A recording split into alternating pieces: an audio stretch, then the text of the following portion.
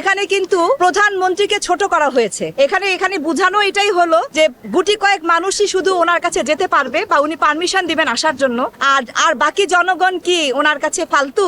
বাকি জনগণও কিন্তু ওনার কাছে সমান। প্রধানমন্ত্রীর কিন্তু কোনো ভাগ বিচার নাই। উনি সবার সাথেই যেমন মানে উনি আপনার সাথে যেমন আমার সাথে তেমন সবার সাথে উনি একই রকম একটা ভদ্র মানুষ। তো হ্যাঁ, এক সমান সবার কাছে।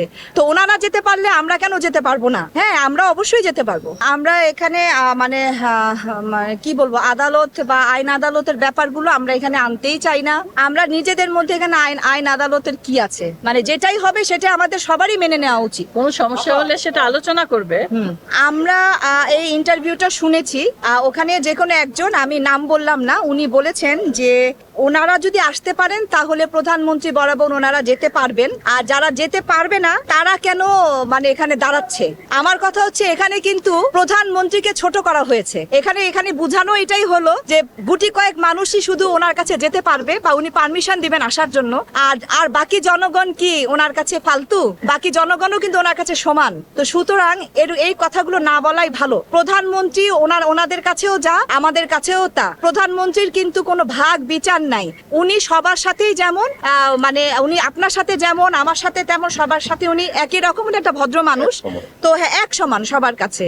তো ওনারা যেতে পারলে আমরা কেন যেতে পারবো না? হ্যাঁ, আমরা অবশ্যই যেতে পারবো। এখানে আমাদের নিরাপত্তা একদম মানে আমাদেরকে যে নির্বাচন কমিশনার আছেন ওনারা বলেছেন 100-এ 100 থাকবে নিরাপত্তা। তো এখানে আমাদের কোনো টেনশনের মানে বিষয় না।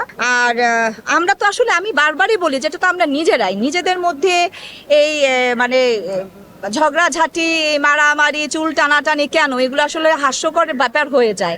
আমার কাছে মনে হয় যে একটা মানে ভদ্র পরিবেশে সুষ্ঠুভাবে নির্বাচনটা হওয়াই ভালো, যেটা আমরা চাচ্ছি। আমাদের ইচ্ছা, আমাদের যেটা মানে আশা থাকবে যে আমাদের ওই প্যানেলও, আমাদের বিপরীত প্যানেলও একই জিনিসই হয়তো বা চাচ্ছেন। আরমান মামার কথা বলবো যে আপনারা হয়তো মানে মনে করছেন বা ওনার সম্পর্কে একটা প্রচারণা ছড়াচ্ছেন যে উনি হচ্ছেন ক্যামেরার বাইরের মানুষ। আপনারা হয়তো জানেন না যে আরমান মামা কতগুলো সিনেমা করেছেন এবং উনি কিন্তু ভাইটাল ক্যারেক্টার করেছেন। উনি কিন্তু প্রথমে কিন্তু উনি অভিনেতা। হ্যাঁ, উনি কিন্তু একজন উনি নিজেই কিন্তু বলেন যে আমি কিন্তু বল্লম হাতে নিয়ে প্রথমে এসেছি। হ্যাঁ, উনি একজন অভিনেতা, একজন পরিচালক, একজন প্রযোজক এবং সিনিয়র ফাইট ডিরেক্টর। ওনার গুণ অনেক, একটা না। হ্যাঁ, তো উনি বহু বছর আগে থেকেই কিন্তু শিল্পী সমিতিতে আছেন, কাজ করছেন, সবার পরিচিত তিনি।